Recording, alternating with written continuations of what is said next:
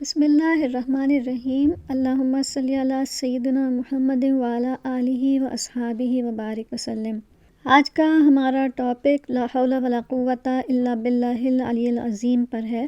یہ کلمات اتنے بابرکت ہیں کہ اس کے پڑھنے کے اتنے برکات ہیں اور اتنے فیوزات ہیں کہ اس میں 99 بیماریوں کا اور دکھوں کا علاج ہے۔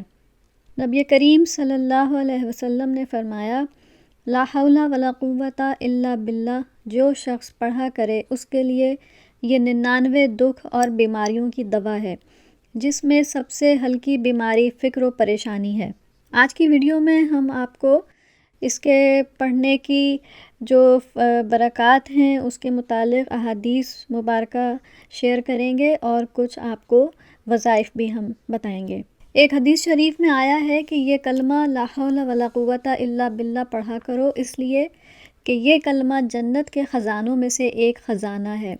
دوسری حدیث میں ہے جنت کے دروازوں میں سے ایک دروازہ ہے، اور تیسری حدیث پاک میں ہے جنت کا ایک پودا ہے۔ ایک اور حدیث میں ہے کہ حضرت عبداللہ بن مسعود رضی اللہ تعالیٰ عنہ فرماتے ہیں کہ میں ایک دن رسول اللہ صلی اللہ علیہ وسلم کی خدمت اقدس میں موجود تھا۔ اتفاقاً میری زبان سے لا حول ولا قوۃ الا باللہ نکلا تو حضور صلی اللہ علیہ وسلم نے فرمایا، تم جانتے ہو اس کے کیا معنی ہیں؟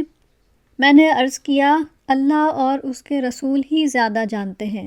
حضور صلی اللہ علیہ وسلم نے فرمایا، اس کے معنی یہ ہیں کہ اللہ تعالیٰ کی حفاظت کے بغیر کسی شخص کو گناہ سے بچنے کی قدرت نہیں، اور اللہ کی مدد کے بغیر کسی شخص کو اللہ کی اطاعت کی طاقت نہیں۔ ایک روایت ہے کہ ایک اعرابی حضور صلی اللہ علیہ وسلم کی خدمت میں کھڑے ہو کر عرض کرنے لگا، یا رسول اللہ صلی اللہ علیہ وسلم، ہم شہر سے دور صحرا میں آباد ہیں اور جمعے کو آپ کی خدمت میں حاضر نہیں ہو سکتے، لہٰذا آپ مجھے ایسا عمل بتا دیں کہ جب میں اپنی قوم میں واپس جاؤں تو ان کو جمعے کی قائم مقام کوئی چیز بتا سکوں۔ حضور صلی اللہ علیہ وسلم نے ارشاد فرمایا، اے اعرابی، جمعے کا دن ہو تو دن چڑھنے کے بعد تم 2 رکعتیں اس طرح ادا کر لیا کرو کہ پہلی رکعت میں سورہ فاتحہ اور سورہ قل اعوذ برب الفلق، اور دوسری رکعت میں سورہ فاتحہ اور قل اعوذ برب الناس پڑھو، پھر نماز پوری کر کے سلام پھیر دو۔ اس کے بعد بیٹھے بیٹھے 7 بار آیت الکرسی پڑھو۔ اس سے فارغ ہو کر پھر 8 رکعتیں 4 کر کے اس طرح ادا کرو کہ ہر رکعت میں سورہ فاتحہ کے ساتھ سورہ نصر 1 بار اور سورہ اخلاص 25 مرتبہ پڑھو، پھر اپنی نماز پوری کر لو۔ اس کے بعد 70 مرتبہ لا حول ولا قوۃ الا باللہ العلی العظیم پڑھو۔ اس کے بعد آپ نے فرمایا، اس ذات کی قسم جس کے ہاتھ میں محمد کی جان ہے صلی اللہ علیہ وسلم، جو کوئی مومن یا مومنہ اس نماز کو اس طریقے سے پڑھ لے گا جو میں نے بتایا ہے، میں جنت میں اس کا ضامن بن جاؤں گا، اور وہ اپنے مقام سے اٹھنے نہ پائے گا کہ اللہ تعالیٰ اس کو اور اس کے والدین کو بخش دے گا، اور عرش کے نیچے سے منادی ندا کرے گا کہ اے خدا کے بندے، اب تو از سر نو عمل شروع کر دے، پچھلے تمام گناہ معاف کر دیے گئے۔ اس نماز کی اور بہت سی فضیلتیں ہیں، ان سب کا یہاں بیان کرنا جو ہے تو وہ بہت زیادہ طویل ہو جائے گا۔ یہ روایت غنیۃ الطالبین میں موجود ہے۔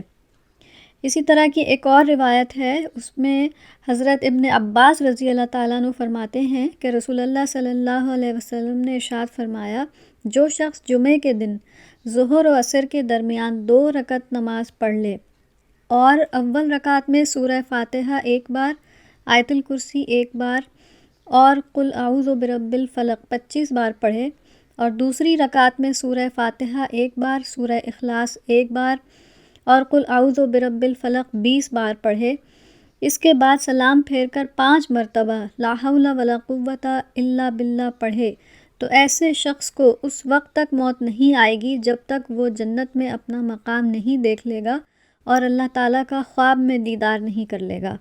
اسی طرح سے یہ کلمات لا حول ولا قوۃ الا باللہ کے دشمنوں کے لیے بہت کارگر ثابت ہوتے ہیں، جھوٹے مقدمات سے نجات کے لیے، بے گناہ قیدیوں کی رہائی کے لیے، اور ایسے دشمن جو پلاننگ کر رہے ہوں نقصان پہنچانے کی، یا چالیں چل رہے ہوں نقصان پہنچانے کے لیے، اور قبر سے نجات کے لیے بھی یہ کلمات بہت اہمیت کے حامل ہیں۔ ایک دفعہ حضرت عوف بن مالک رضی اللہ تعالیٰ عنہ کے بیٹے حضرت سالم رضی اللہ تعالیٰ عنہ کو مشرکوں نے قید کر لیا، تو نبی کریم صلی اللہ علیہ وسلم کے پاس آئے اور کہا، اے اللہ کے رسول، میرے بیٹے کو دشمن نے قید کر لیا ہے اور گھر میں بھی فاقہ کشی ہے۔ تو نبی کریم صلی اللہ علیہ وسلم نے فرمایا، آل محمد کے پاس بھی کل شام تک مد یعنی دونوں ہاتھوں کے بھراؤ کے برابر غلہ تھا۔ تم تقوی الہی اختیار کرو اور صبر سے کام لو، اور لا حول ولا قوت الا باللہ العلی العظیم کثرت سے کہو۔ تو حضرت عوف بن مالک رضی اللہ تعالیٰ عنہ نے اس ذکر پر عمل کیا اور اس کو کثرت کے ساتھ پڑھا، اور ان کی گھر میں ان کی اہلیہ نے بھی اس کو پڑھا۔ عوف بن مالک رضی اللہ تعالیٰ عنہ ابھی اپنے گھر ہی میں تھے کہ ان کا بیٹا واپس گھر آ گیا اور دشمن کو پتہ بھی نہ چلا۔ ساتھ میں دشمن کے اونٹ بھی اپنے والد کے پاس لے آئے، حضرت سالم رضی اللہ تعالیٰ عنہ۔ پھر حضور صلی اللہ علیہ وسلم کے پاس حضرت عوف بن مالک تشریف لے گئے اور فرمایا کہ یا رسول اللہ، آپ اس کا میں کیا کروں نا، اپنے بیٹے کی ان کو خبر بھی دی اور بتایا کہ وہ اپنے ساتھ دشمن کے اونٹ بھی لے آئے ہیں۔ تو آپ صلی اللہ علیہ وسلم نے فرمایا، تمہیں اختیار ہے، ان کا جو مرضی کرو، جیسے تم اپنے اونٹوں کے ساتھ کرتے تھے یعنی کہ اسی طرح سے کرو۔ تو اس پر یہ آیت نازل ہوئی کہ اس کا مطلب ترجمہ ہے، جو اللہ سے ڈرے تو اللہ اس کے نکلنے کا راستہ بنا دیتا ہے، اور وہ ایسی جگہ سے رزق عطا فرماتا ہے جہاں سے اسے گمان بھی نہیں ہوتا۔ تو یہ تھی لا حول ولا قوت الا باللہ کے پڑھنے کی برکات اور ان کے ثمرات۔ اب ہم آپ کو ایک وظیفہ بتاتے ہیں۔ یہ وظیفہ رزق کی تنگی دور کرنے کے لیے بہت مجرب ہے، اور اس کو پڑھنے کا طریقہ یہ ہے کہ روزانہ صبح فجر کی نماز کے بعد اس کو 100 دفعہ پڑھ لیا جائے، اور اس کے بعد دعا مانگی جائے تو رزق میں اضافہ ہو جاتا ہے اور برکت بھی آ جاتی ہے۔ اس کے علاوہ ان کلمات کو صبح شام 10 بار پڑھ لینا بھی بہت برکات کا موجب ہوتا ہے۔ تو ہمیں چاہیے کہ ہم ایک تو اپنے گناہوں سے توبہ کرتے رہیں۔ بہت دفعہ ایسا ہوتا ہے کہ رزق کی تنگی آ جاتی ہے، پریشانیاں آ جاتی ہیں، اور کوئی وظائف اور دعائیں اثر نہیں کر رہے ہوتے، تو ہمارے گناہ بھی ہوتے ہیں جس کی وجہ سے ہم مصیبتوں میں گھر جاتے ہیں۔ تو ہمیں چاہیے کہ ہم سچے دل سے توبہ کریں، استغفار کریں، اور استغفار کرنے کی برکت سے بھی اللہ تعالیٰ رزق میں کشادگی عطا فرماتے ہیں۔ تو اس لیے ہمیں چاہیے کہ گناہوں سے توبہ کرتے رہیں، اور جب انسان سچی پکی توبہ کر لیتا ہے تو پھر دعائیں قبول ہونا شروع ہو جاتی ہیں اور مصیبتیں دور ہوتی ہیں۔ اب تک کے لیے اتنا ہی۔ ہمارے چینل کو لائک کریں، سبسکرائب کریں، اور بیل آئیکن پہ ضرور کلک کریں۔ السلام علیکم ورحمۃ اللہ وبرکاتہ۔